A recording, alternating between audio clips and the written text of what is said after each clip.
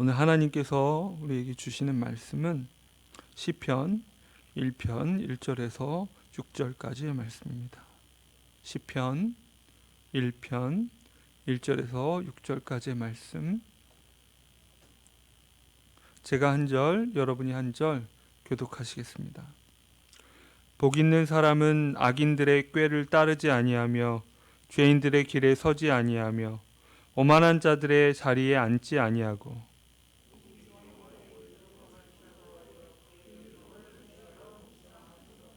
그는 시냇가에 심은 나무가 철을 따라 열매를 맺으며 그 잎사귀가 마르지 아니함 같으니 그가 하는 모든 일이 다 형통하리로다.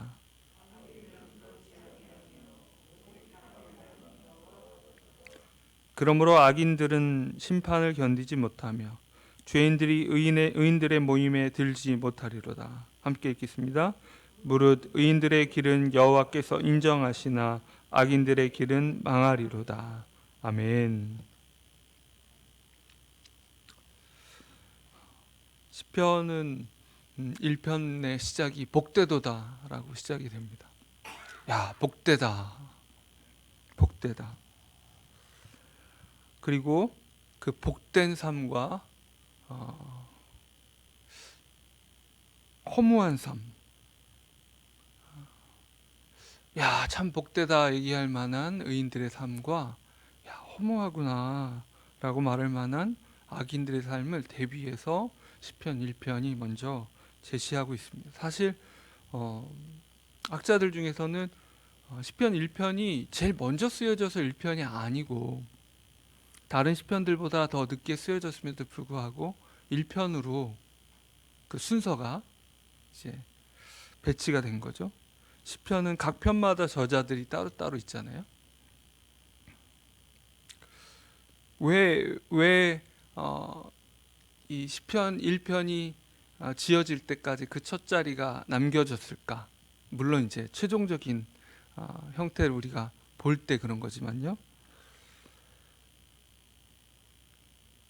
복된 삶과 허무한 삶을 우리에게 뚜렷하게 보여주는데 요즘만이 아니죠. 그 젊은이들과 청소년들 많이 보는 웹툰이나 혹은 웹소설의 주요 장르 중에 하나가 회귀물이 있습니다. 회귀물 뭐냐면 주인공이 죽었다가 다시 어린 시절로 돌아가서 다시 태어나서 두 번 삶을 사는 거예요. 뭐 몇 해 전에 유행했던 이생망 이런 얘기 들어보셨죠? 이번 생은 망했어. 그러니까 윤회적인, 그러니까 또 다시 삶의 기회가 있을 것처럼 이렇게 하는 불교적 세계관의 영향을 받을 수도 있는데, 어쨌든 불교적 세계관까지 아니더라도 젊은이들 사이에서 이렇게 판타지물처럼 기회를 얻지 못하고 흙수저로 살다가 비참하게 죽었는데, 그런데 다시 어린 시절부터 태어나니까 어때요? 두 번째 기회를 얻으니까 모든 것들을 다 알고 지름길을 알고 어떻게 하면 될지 삶의 노하우들을 가지고 다시 태어난다는, 그래서 두 번째 생은 성공한다는 식의 얘기가 정말 쫙 깔려 있습니다. 다 그런 식이에요. 웬만한 게 다 그런 식이에요. 왜 그럴까요? 그 예전 영화 박하스탕인가에서 설경구 씨가 이렇게 외쳤던 나 다시 돌아갈래, 이거예요. 살아보니까 내가 놓쳤던 것들과 내가 갖지 못한 것들과 이런 것들이 고스란히 마음속에 나 이제 다시 돌아갈래, 나 다시 한번 기회를 얻으면 안 될까, 이번은 나 완전 망했는데, 이런 마음인 거예요. 우리 인생은 어떻게 보면 결말을 향해서 나갑니다.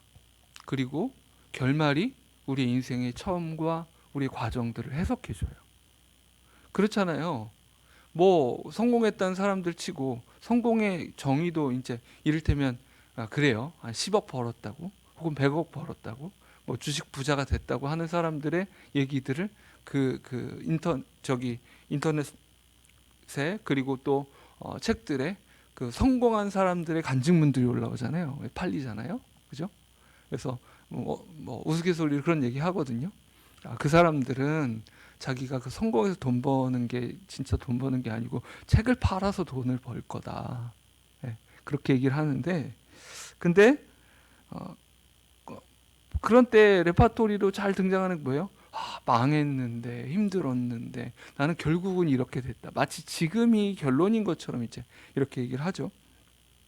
아무리 고생을 했어도 위인전기를 보면 그 사람의 결국이 그 사람이 모든 고생했던 시절까지도 해석을 해주는 그런 식이 되잖아요. 우리 크리스찬들은 종말을, 그 마지막을 알고 시작하는 사람들인데, 그런데 어찌된 일인지 왜 우리는 우리 인생이 바람에 나는 겨와 같이 느껴지는 때가 이렇게 많을까요? 내가 지금까지 뭐 했지? 내가 뭐 하는 거지?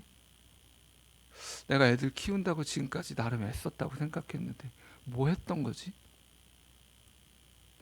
내가 그래도 이 직종에서 십수년간 몇십 년간 일해왔는데 나 이게 뭐지?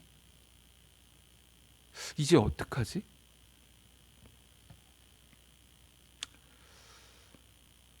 말씀으로 빚어가는 사람이 복된 인생을 산다고 시편 1편은 말씀하는데 나는 정말 말씀으로 빚어져 가나? 우리의 삶을 질문으로 가득하게 하는 그런 모든 상황들이 매일 펼쳐집니다. 오늘 시편 1편 말씀은 1절부터 복 있는 사람은, 그러니까 원어의 해석을 좀 더 이렇게 명확하게 좀 그 어조를 말하자면 복되도다 의인들이여, 이런 거예요. 참 복되다 의인의 삶은 악인들의 꾀를 따르지 않고 죄인들의 길에 서지 않고 오만한 자들의 자리에 앉지도 않고. 복되다. 그리고 오직 여호와의 율법을 즐거워하여 그의 율법을 주야로 묵상하는 사람이다 얘기합니다. 말씀을 사랑하는 그 사람이 의인, 복된 사람으로의 삶을 살아간다는 거죠.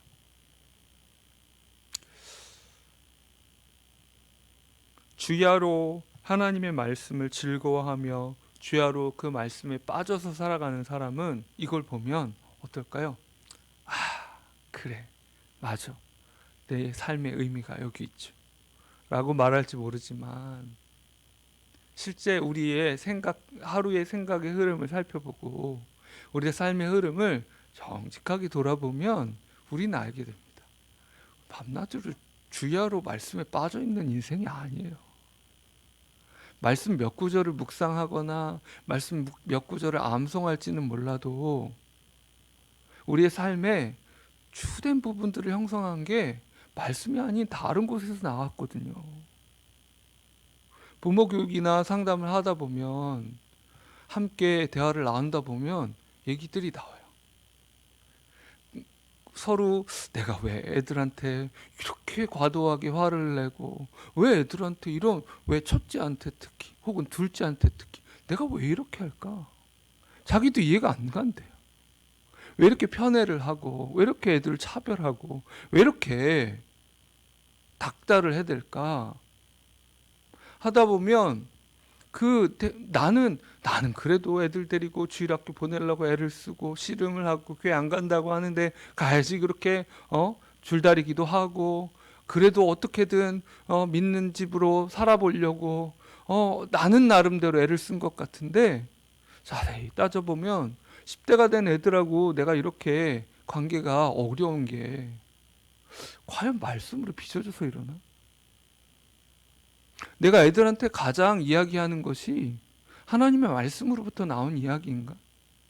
보면 바람에 나는 겨와 같구나. 내가 말씀으로 우리 집을 만들어가고 세워간 게 아니라 말씀이 아닌 다른 것들로, 다른 말들을 쫓느라 우리 집을 이렇게 콩가루 집안을 만들어놨구나. 이걸 보게 되는 거예요.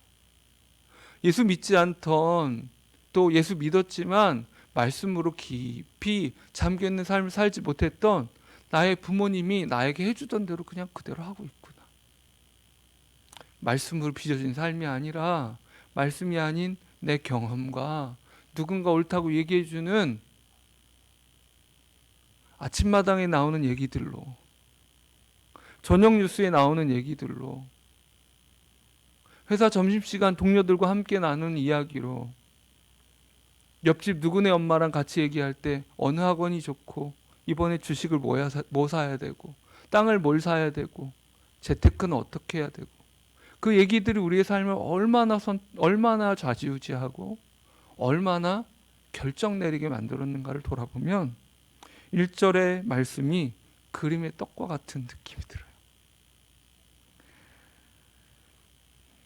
근데 그 삶이 얼마나 아름다우냐면, 그는 시냇가에 심은 나무, 3절입니다. 나무가 철을 따라 열매를 맺으며 그 잎사귀가 마르지 아니한 같으니 그가 하는 모든 일이 다 형통하리로다. 의인의 삶은 이렇습니다. 시냇가에 심은 나무. 그 건조한 기후에 있는 이스라엘에서 여행 가보니까, 야, 이스라엘 사람들 대단해요. 거기 어떻게 해놨냐면 그 사막을, 이사야서에 나오는 사막에 샘이 넘쳐 흐르리라, 이 말씀을 실현하려고 어떻게 했냐면, 그게 그 사람들의 그 땅, 이스라엘 땅을 향한, 팔레스타인 땅을 향한 비전이 되는 거예요. 그래서 나무가 자랄 만한 곳이 아닌데 자라고 있는데, 보면 이렇게 나무 밑둥에 시꺼먼 파이프가 살짝 나와 있어요. 물을 끌어다가, 갈릴리 호수나 이런 데서 물을 끌어다가 나무 하나하나에 호스를 박아가지고 거기에 물을 주는 거예요. 그래서 거기에 나무가 자라게 만드는 거예요. 그런데 하물며 시냇가에 심겨진 나무는 어떻겠습니까? 걱정할 필요가 있습니까? 그 뿌리가 물기가 스며드는 그쪽으로 쫙 뻗어 있을 거 아니에요. 땅속을 안 봐도 알죠. 그렇죠? 의인의 삶은 그 날마다 공급받는 그 생수를 향해 그 삶의 뿌리가 쭉 깊이 뻗어 있는 거예요. 의인의 삶은 어떤 삶이에요? 말씀의 생수를 향해서 그 삶의 뿌리가 깊이 뻗어 나가 있겠죠. 말씀의 생수를 향한 그 삶을 흔들리지 않게 하는 깊이 뿌리 내린, 건조한 기후일수록 나무들이 깊이 뿌리를 내려요. 그런 삶입니다.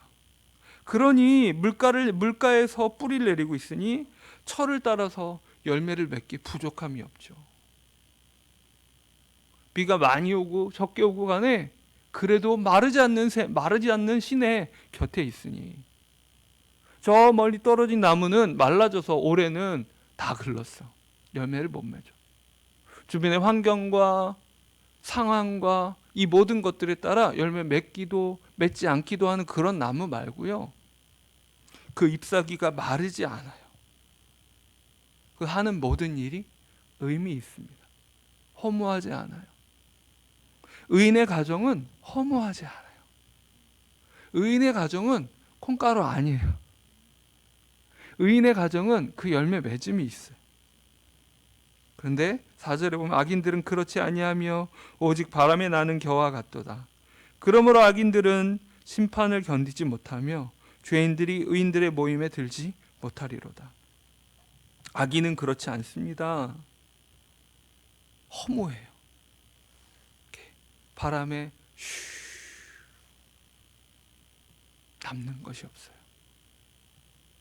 뭐가 있는 것 같았는데, 뭐가 많이 쌓여 있는 줄 알았는데, 그런데 그 결론을 보면, 맨 끝에서 해석해 보면, 아니요, 부질없이 애를 썼던 거죠. 그렇게 높은 직급까지 가서, 그렇게 돈도 많이 벌어봐도 이 일 저 일 이것도 해봤고 저것도 해봤고, 여기도 가봤고 저기도 가봤는데 남아있는 게 없어요.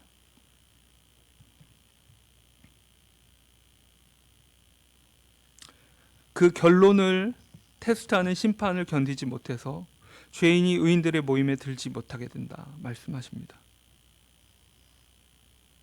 예수님의 비유 중에 부자와 거지 나사로의 비유 있죠. 부자의 문간에서 항상 구걸하던 거지 나사로가 천국에서 아브라함의 품에 안겨서 있는 모습. 지옥에서 제발 나를 잠깐이라도 나가게 해서, 나는 내 인생은 이렇게 결론이 나버렸으니 어쩔 수 없다고 쳐도 나의 자식들에게 이런 결론을 맞이하지 말라고, 너희들이 내가 물려준 그 부가 너희를 살게 하는 게 아니라고 말해주고 싶어도 기회를 얻지 못하는 부자의 그 삶, 바람에 나는 겨와 같은 그 삶입니다. 지금 이 시점은 우리에게 결론이 아니에요. 하지만 우리는 이 말씀을 보면서 불안감이 엄습해요. 나야말로 이런 말씀에 뿌리 내리지 못한, 말씀으로 형성되어 가지 못한 이런 바람이 나는 겨와 같은 인생 아닌가? 난 정말 복된 인생 살고 있는가? 하나님 보실 때 내 인생 어떨까? 정말 말씀으로 빚어져가는 인생, 말씀으로 빚어져가는 가정 가능한가? 나 그럴 수 있을까? 우리의 인생에 스며있는, 깊이 스며있는, 곳곳에 스며있는 허무함들을, 열매 맺지 못한 것들을 보면서 우리는 이제 말씀이신, 살아있는 말씀이신 그리스도 앞으로 나가야 됩니다. 요한복음 1장 14절에 말씀이 육신이 되어 우리 가운데 거하시매 우리가 그의 영광을 보니 아버지의 독생자의 영광이요 은혜와 진리가 충만하더라. 책에 적혀 있는 말씀 그렇게 말고요, 살아있는 말씀으로서 육신을 입고 예수님께서 우리에게 찾아오셨습니다. 여러분, 말씀을 믿으세요? 우리 가끔 스스로에게 질문해야 돼요. 저도 이 말씀 묵상하면서, 은섭아, 네가 정말 말씀을 믿냐? 너 강단에 서서 말씀으로 생계를 유지하는 말씀 장사꾼 아니냐? 이렇게 스스로에게 다시 한번 질문했어요. 말씀을 믿는지 오늘 다시 한번 스스로에게 물으십시오. 살아있는 육신으로 우리를 찾아오신 말씀이신 예수 그리스도, 우리 가운데 찾아오셔서 그의 영광을 보여주십니다. 그 말씀이 태초에 천지를 창조하셨고, 지금도 이 코로나의 시기에도 그 말씀이 이 세상을 지탱하고 있으며, 그리고 그 말씀이 우리 인생의 결론을 해석해 주실 것입니다. 우리의 영원을 보장하시는 분이 살아계신 말씀이신 예수 그리스도이십니다. 주야로 말씀을, 여호와의 율법을 묵상하는 자, 어떤 자입니까? 주야로 그리스도와 동행하는 자입니다. 생명의 생명수이신 예수 그리스도께, 살아있는 말씀이신 예수 그리스도께 우리 삶의 뿌리를 깊이, 더 깊이, 더 깊이 우리 마음을 들여다보면, 허무함을 마주할 때 우리의 마음이 어때요? 목마름이 생기죠. 그때마다 말씀이신 예수 그리스도께로 더 깊이, 더 깊이, 더 깊이 우리의 인생의 뿌리를 뻗어나가야 하는 겁니다. 그리고 그에게서 공급받아야 하는 겁니다. 우리가 매 순간 우리 삶에 어른어른하는 그 허무함들을 마주하고, 난 괜찮을 거야, 난 예수 믿으니까 괜찮을 거야, 그거 말고, 그럴 때에 우리가 빠지는 함정은 뭐예요? 예수 믿는 사람이란 타이틀로 그걸 보험 삼아서 난 괜찮아. 아니요, 안 괜찮은데. 내 마음이 바람에 나는 겨와 같은 그런 수많은 생각들이 내 인생을 지금까지 만들어 온 걸 내가 아는데, 보는데, 인터넷으로 예배 드리면서 이전에는 우리가 예배당에 앉아 있으면 딴 생각 안 하는 것 같고, 저기 애들은 온가족 예배 드리면, 지난번에 온가족 예배 교육자들 가족만 왔었잖아요. 저희 막내가 일부러 제가 예배 정말 오랜만에 온 식구들 같이 오프라인 예배 드린다 그래가지고 앞자리에 앉았는 저희 막내가 의자 위에 섰어요. 걔네들은 말씀이 귀에 잘 안 들리면, 어른들 위한 말씀 시간에 안 들리면 그렇게 하잖아요. 우리는 어때요? 점잖게 앉아서 똑바로 목사님 눈 쳐다보면서 딴 생각하잖아요. 근데 온라인 예배 드릴 때 어때요? 설거지 하면서 이제 예배 드리죠. 우리 애들 방에 들어가서 온라인 예배 자기 혼자 드린다고 그러는데 화면이 2개예요. 화면이 2개. 학교에서 온라인 수업 하는데 화면이 2개. 야, 어떻게 수업은 듣냐? 아유, 틀어놓고 게임하죠. 우리의 마음이 말씀에 사로잡혀 있지 않다는 것을 우리가 보는 거예요. 아는 거예요. 그걸 인정하고 그 허무함을 보아야 돼요. 목마름을 느껴야 돼. 나 근데 왜 이렇게 허무하냐? 거울 보고 얘기해 줘야 돼요. 네가 정신이 나갔구나. 네 인생 바람이 나는 겨처럼 그렇게 쓰러질래? 뭐 하는 거니? 그 마음의 허기를, 그 갈증을, 목마름을 안고 다시 한번 우리 인생의 뿌리를 그리스도께로 뻗어나가는 거예요. 무릇 의인들의 길은 여호와께서 인정하시나 악인들의 길은 망하리로다. 요한복음 15장 4절에 보면 내 안에 거하라 나도 너희 안에 거하리라. 가지가 포도나무에 붙어 있지 아니하면 스스로 열매 맺을 수 없음같이 너희도 내 안에 있지 아니하면 그러하리라. 예수님께서 붙어 있지 않으면 너 인생 허무한 거야. 어려운 시기일수록 딱 직장에 붙어 있어야 된다고요? 잘리면 절대 안 된다고요? 가정을 책임지는 중요한 태도겠죠. 하지만 진짜 초점을 맞춰야 될 게 뭐예요? 잘릴 때 잘리더라도 그리스도께 붙어 있는 겁니다. 우리를 살게 하는 것이 직장의 매월의 월급이 아니었던 것을 알게 될 거예요. 우리 시간 함께 기도하기를 원합니다. 먼저 복 있는 사람은 오직 여호와의 율법을 즐거워하며 말하지만 어떻게 그럴 수 있어요? 말씀이 우리에게 주어졌기 때문에, 찾아왔기 때문에. 우리 먼저 감사할 때 살아있는 육신으로 우리에게 찾아오신 말씀이신 예수 그리스도께서 우리를 찾아오신 것에 대해서 감사하기를 원합니다. 오늘도 말씀으로 우리에게 찾아오신 하나님께 감사하기를 원합니다. 또한 회개하기를 원합니다. 말씀이 주어지고 말씀으로 찾아오신 예수 그리스도가 있음에도 불구하고 바람에 나는 겨와 같이 허무한 말들을 쫓아 살았던 우리 인생의 수많은 시간들, 우리 가정의 수많은 모습들을 우리가 회개하기를 원합니다. 또한 우리가 간구합시다. 하나님, 다시 한번 그리스도께 뿌리 내리기를 원합니다.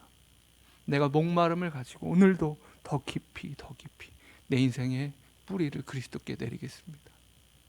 함께 기도하겠습니다.